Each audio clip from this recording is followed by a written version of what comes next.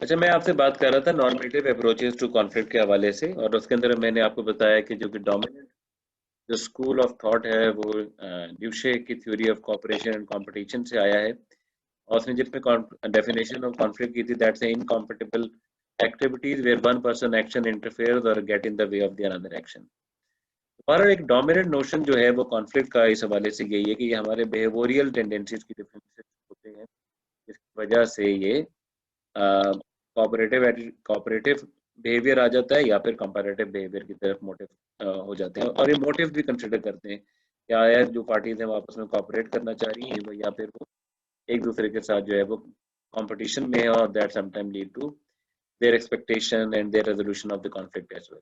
जो normative schools हैं conflict के हवाले से, वो बिहेवियरल इंटरवेंशंस को सजेस्ट करते हैं रिगार्डिंग द कॉन्फ्लिक्ट रेजोल्यूशन के हवाले से। और इसमें जो वो स्टेप्स बताते हैं, फॉर एग्जांपल के एक तो पहली बात एक्नॉलेज करें कॉन्फ्लिक्ट है क्या, then distinguish between interest and positions and listen attentively and speak to be understood by each other. और इसके अंदर मुख्तलिफ वर्कशॉप हो सकती हैं, इंटरपर्सनल इंटरवेंशन हो सकती हैं कॉन्फ्लिक्ट को रिजॉल्व करने के हवाले से, और कोलैबोरेशन पर recommended that what are the best practices to resolve into that. और दूसरी बात कि आप जो डिसिप्लिन्स हैं उनको इनकरेज करते हैं कि they look the other person view about the conflict as well. मसलन अगर हम एक ही व्यू से एक चीज को देखेंगे तो उस हवाले से कॉन्फ्लिक्ट जो है फिर वो रिजॉल्व नहीं होता जब तक आप उस व्यू को मल्टीपल पर्सपेक्टिव से ना देखें, या फिर कोई थर्ड पार्टी इंटरवेंशन हो जो कि आपको मल्टीपल पर्सपेक्टिव से उस मामले को समझाए। दो पड़ोसियों के अंदर कॉन्फ्लिक्ट हो सकता है, किसी भी बात पे हो सकता है, लेकिन वो अगर दूसरे के पॉइंट ऑफ व्यू से चीज को समझेंगे तो ज्यादा बेहतर तरीके से वो चीज को समझेंगे। लेकिन कोई कभी कभार कॉन्फ्लिक्ट जो है जब पार्टीज को आप बुलाते हैं तो कभी कभार कुछ जगहों पे वायलेंस भी हो जाता है, कम जगहों पे है, रेयरिटी है। लेकिन मैं पिछले दिनों दिन खबर पढ़ा, और अक्सर ये कचहरियों के बाहर, अदालत के बाहर ये मामला हो जाते हैं, इसके अंदर आर्म्ड लोग होते हैं और वो अपना असला लेकर आते हैं, और अगर उनका अदालत का फैसला उनके हक में ना हो तो वो उनके खिलाफ हो जाते हैं। किसी ने पसंद की शादी कर ली, उसके खिलाफ हो जाते हैं। पसंद का फैसला नहीं आया, उसके खिलाफ हो जाते हैं, और कभी कभार वायलेंस की तरफ चले जाते हैं। और कभी कभार पार्टीज को जब बिठाया जाता है तो बजाय कि भाई दूसरे की बात सुने, वो ज्यादा गुस्से में आकर, इमोशंस के अंदर आकर रिएक्ट भी कर जाते हैं। कम होता है, लेकिन ये ऐसी सोसाइटीज में ज्यादा होता है जहाँ असलहे की नुमाइश, असलहे का इस्तेमाल बायस फख्र समझा जाता हो, और समझा जाता हो कि जनाब ये हमारी ताकत है, जैसे असला जो है, और वो बंदूकें हैं उसको लहराते हैं और वो उसके हवाले से दूसरे लोगों को खौफजदा करने की कोशिश करते हैं। और ये भी एक तरीकाकार है अपनी बात मनवाने के हवाले से। कल्चर, बहरहाल कल्चर की बात मैंने लास्ट नहीं डिस्कस की क्योंकि अब टाइम कम है हमारे पास। ये तो मैं कल्चर में आपको डिस्कस करता ही, किस तरह कल्चर जो है, कई कल्चर जो है वो कॉन्फ्लिक्ट की तरफ लेकर जाते हैं। कल्चर में कोई ऐसी बात होती है जिसमें लड़ाई झगड़े को जो है वो ज्यादा बेहतर समझा जाता है। ओके जी, अब हम कुछ बात करते हैं styles of personal conflict management. 5 styles of personal conflict management है, और ये आपकी बुक है, बुक का पेज नंबर 246 है। और Blake and Mouton develop their theory of leadership effectiveness, और जिसमें उन्होंने they developed a leadership style through a managerial grid. And जी रिमशा, मैं लास्ट 5 मिनट में बिल्कुल आपको प्रोजेक्ट डिटेल बताता हूँ, बस ये लास्ट ही टॉपिक में डिस्कस कर रहा हूँ अभी आज के हवाले से। तो इस ग्रिड में 2 डायमेंशन लीडरशिप बिहेवियर के हवाले से, एक कंसर्न फॉर प्रोडक्शन है, कंसर्न फॉर पीपल। ये आपको याद होगा, हमने बिहेवियरल थ्योरी के अंदर डिस्कशन की थी इस हवाले से। उसके हवाले से कॉन्फ्लिक्ट मैनेजमेंट की रिसर्च हुई है इस ग्रिड के हवाले से, तो उन्होंने कॉन्फ्लिक्ट मैनेजमेंट एंड नेगोशिएशन के हवाले से इसके अंदर इसको रीडिफाइन कर दिया इन 2, कंसर्न फॉर प्रोडक्शन और कंसर्न फॉर पीपल के हवाले से। Concern for self versus concern for others, और फिर concern about other party outcome versus concern about one's outcome. तो इस डायमेंशन की बेस पर कि आप कितना अपने कंसर्न फॉर सेल्फ है और कितना कंसर्न फॉर अदर है, उन्होंने कुछ 5 styles of person conflict management identified किए, that how the conflict is developed, and they have some description about the manager, that the how different managers are resolving the conflicts। उसकी base पे जो उन्होंने 5 specific management styles बताए।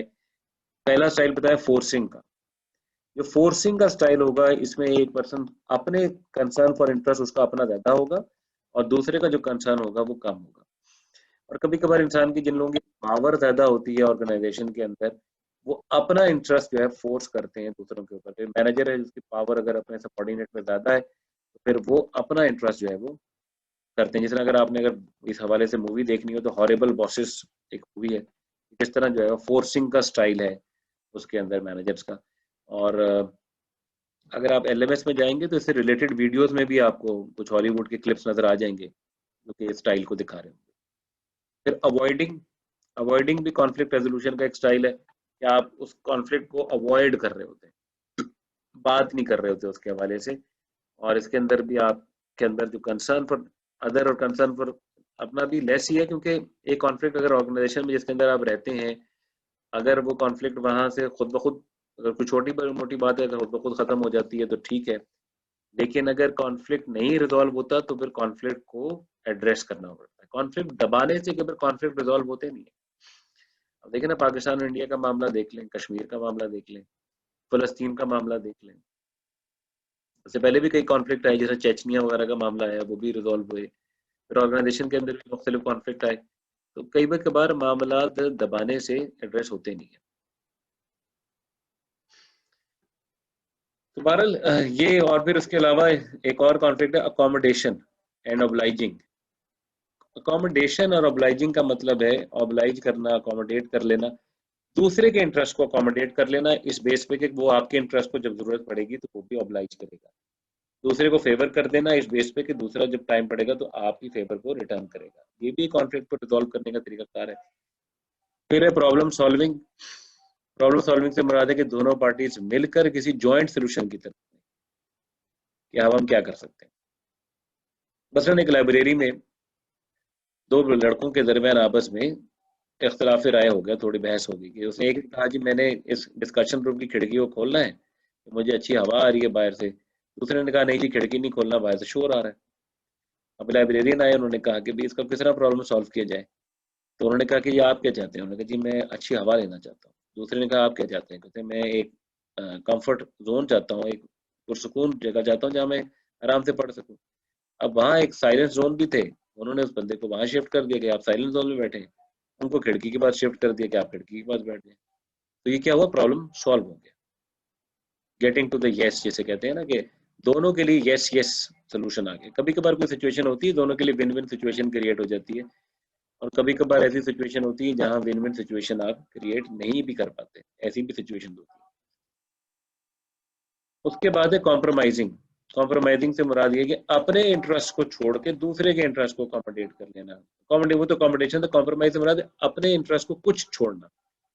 मतलब अगर labour और management के आपस में कॉन्फ्लिक्ट हो गया पे रेज के हवाले से, तो मैनेजमेंट कहती है कि हम पे नहीं बढ़ाएंगे, लेबर कहती है हम पे 20% बढ़ाएंगे, तो कॉम्प्रोमाइज कर लें दोनों 10% पे 5% पे, कि मैनेजमेंट का चाहिए 5% इंक्रीज करेंगे और वो कहेंगे नहीं कि 10% करेंगे। तो किसी एक कॉमन चीज के ऊपर आ जाए जहां दोनों पार्टीज अपना कुछ ना कुछ इंटरेस्ट जो है वो गिवन करें। ऐसे कॉन्फ्लिक्ट रेजोल्यूशन स्टाइल को हम कहते हैं कॉम्प्रोमाइजिंग। 5 स्टाइल हो गए, forcing, avoiding, obliging, accommodating, problem solving and compromising. तो बहरहाल कॉन्फ्लिक्ट जो है इन इस थ्योरी के हवाले से जो देखे जाते हैं वो ज़्यादा इंटरपर्सनल लेवल के हवाले से देखे जाते हैं। और ये कन्वेंशनल व्यू है कि एक ऑर्गेनाइजेशन के अंदर कॉन्फ्लिक्ट हो जाए तो उसको वर्बलाइज करना चाहिए, और अगर ऐसा कॉन्फ्लिक्ट है जो सीरियस नेचर का है उसका कोई रेजोल्यूशन की तरफ लेके जाना चाहिए उसको। तो बहरहाल कॉन्फ्लिक्ट मैनेजमेंट के हवाले से ये जो स्टाइल हैं इनका मुख्तलिफ थ्योरीज के हवाले से, मुख्तलिफ वेरिएबल्स के हवाले से भी रिसर्च हुई हुई है, मुख्तलिफ स्टडीज़ हुई हुई हैं। और तो बहरहाल ये एक थ्योरी है जिसके हवाले से कॉन्फ्लिक्ट के हवाले से बात हुई भी है। तो अभी मैं आपको बात ये मैनेजमेंट स्टाइल थी, मैंने ज़्यादा मेन स्ट्रीम जो है वो different type of the conflict और different styles of the management conflict, एक इंसान की क्या साइकोलॉजिकल ओरिएंटेशन होती है, क्या उसकी पर्सनैलिटी होती है, और वो किस तरह का कॉन्फ्लिक्ट मैनेजमेंट स्टाइल अडॉप्ट करता है, इसके हवाले से भी रिसर्च हुई है। तो बहरहाल इसमें काफ़ी ज़्यादा रिसर्च ऑर्गेनाइजेशन कल्चर के हवाले से क्या रिलेशनशिप है, स्ट्रक्चर के हवाले से क्या रिलेशनशिप है, सोशल रिलेशनशिप के हवाले से क्या रिलेशनशिप है, इन हवाले से डिस्कशन जो है वो ऑर्गेनाइजेशन कॉन्फ्लिक्ट के अंदर हुई है। बहरहाल जब आप नेक्स्ट टाइम आएंगे और अच्छा, फिर डायडिक कॉन्फ्लिक्ट जो होते हैं या organisation conflict theory concern interpersonal and inter group level of analysis. और इसको ज्यादातर इन कॉन्फ्लिक्ट को जो कि इंटरपर्सनल लेवल पे हो उनको इंटरपर्सनल कॉन्फ्लिक्ट कहते हैं। और डायडिक का मतलब होता है कि रिलेशनशिप बिटवीन टू के लिए मिड से पहले के कॉन्सेप्ट भी कंसिडर करेंगे या मिड्स के बाद। ये अक्सर मैं आपको बिल्कुल बता देता हूँ इस हवाले से, आप जरा सा होल्ड करें, मैं 5 मिनट्स के अंदर आपको बताता हूँ। तो मैं आपको डायडिक कह रहा था कि डायडिक कॉन्फ्लिक्ट जो है, कॉन्फ्लिक्ट रिलेशनशिप जो है वो ऑर्गेनाइजेशन लेवल के ऊपर भी होते हैं, बिटवीन ऑर्गेनाइजेशन भी हो सकते हैं। और डायडिक कॉन्फ्लिक्ट के अंदर जो कि इंडिविजुअल के अंदर कॉन्फ्लिक्ट होते हैं उसके अंदर पावर का भी फिनोमेना देखा गया है। जो अगर ज्यादा पावरफुल पर्सन है उसका वो अपने उसका style of resolving the conflict है वो डिफरेंट हो सकता है। और कुछ लोग जो हैं उस हवाले से ये है कि कभी कभार बड़ी ऑर्गेनाइजेशन और छोटी ऑर्गेनाइजेशन के अंदर भी कॉन्फ्लिक्ट होता है। अगर बड़ी ऑर्गेनाइजेशन की अगर पावर ज्यादा है तो वो छोटी ऑर्गेनाइजेशन को उन टर्म्स पे काम करने के ऊपर फोर्स कर देती है जिसको हो सकता है पसंद ना करते हैं। इसी तरह आप बड़े मुल्कों को, ताकतवर मुल्कों को भी देख लें किस तरीके से जो कि बाकी मुल्क हैं उनके हवाले से किस तरह अपनी ताकत का इजहार करते हैं। तो भारत ये कुछ डायडिक रिलेशनशिप के हवाले से है कि according to the dyadic level of analysis, क्योंकि पावर की डिफरेंसेस हैं ऑर्गेनाइजेशन के अंदर भी, पावर के डिफरेंसेस हैं मुल्कों के दरमियान भी, पावर के डिफरेंसेस हैं ऑर्गेनाइजेशन के दरमियान भी, इसलिए जो है वो कॉन्फ्लिक्ट जो है वो एग्जिस्ट करता है। तो भारत, तो अगर हम ये कभी कहें कि जनाब कि ये सिर्फ इंडिविजुअल लेवल के ऊपर कॉन्फ्लिक्ट है, तो लेकिन कभी कभार वो ऑर्गेनाइजेशन लेवल के जो वेरिएबल्स होते हैं वो भी उस कॉन्फ्लिक्ट के अंदर कंट्रीब्यूट कर रहे होते हैं। तो ये आज तक की बात है कॉन्फ्लिक्ट के हवाले से।